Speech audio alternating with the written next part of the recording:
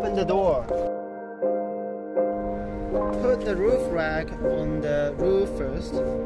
Hold the strap and push it to the other end. And then throw the strap there. And then throw the strap through the car. Tie the strap and make sure it's loose so that we can adjust the position later.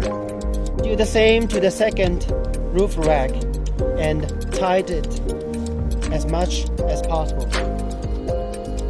Avoid the window if there's any. Put the kayak on the roof.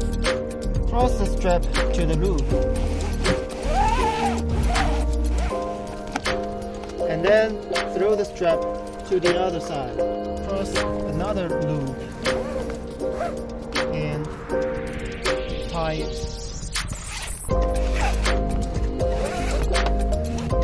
Tightly this time. And then throw that again.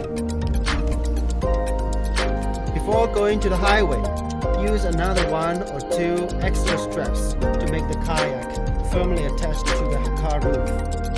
Enjoy your trip.